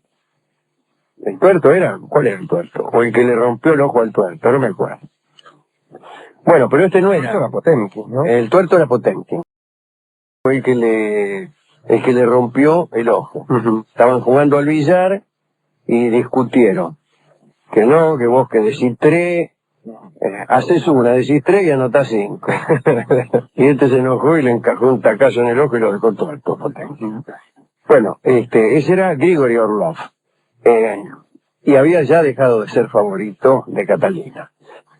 Pero estaba el hermano, que era un militar que estaba en Livorno con su escuadra, y entonces la zarina le pidió ayuda a Alexei. Catalina no creía una palabra de lo que decía la supuesta princesa. Sabía perfectamente que Isabel I, la vieja emperatriz, no había tenido ninguna hija, y no podía tolerar que nadie, aunque se tratara de una mujer medio loca, arrojara dudas sobre la legitimidad de sus derechos. Entonces, en una carta fechada en noviembre de 1774, Catalina ordenó a Alexei Orlov lo siguiente. Citamos, apodérese de la criatura que de un modo tan insolente y un origen que no le conviene en absoluto. Catalina le indicó a Orlov que, de ser necesario, bombardeara la ciudad de Ragusa, que era donde estaba la princesa, para obligar a las autoridades de la ciudad a entregarle a la miserable. Alexei Orlov recibió la orden, pero diseñó otro plan más astuto. Comunicó a la princesa de Vlodomir que estaba convencido de la autenticidad de su filiación. Escribió, le dijo, mire, yo creo, me llamo Alexei, soy comandante de la flota rusa, acá qué sé yo, estoy convencido de la autenticidad de su filiación y, en verdad, después de que mi hermano Grigori cayó en desgracia, solo siento odio y desprecio por esta mujer, Catalina. Y bueno, ¿por qué no se reúne conmigo en Pisa para examinar juntos el mejor medio para conquistar? Alguna vez hay que tachar, alguno de esos dos juntos, táchenlo. La princesa, o la falsa princesa, no advirtió la trampa. Fue a Pisa y se maravilló de que tan elevado personaje la recibiera como una reina. Alexei Orlov la alojó suntuosamente, multiplicó los agasajos en su honor y, como postre, le dijo que estaba enamorado de ella. Terminó proponiéndole casamiento. Le dijo, mira, si te casas conmigo, podemos compartir la carga de gobernar Rusia. Todo esto cuando la pasión había llegado a un punto conveniente. Deslumbrada, sin el vestido, la princesa aceptó y se fue con su enamorado a Livorno. Se embarcó con él en una nave y en esa nave se desarrolló ceremonia nupcial. Un oficial de marina disfrazado de Pope unió a la pareja mientras resonaba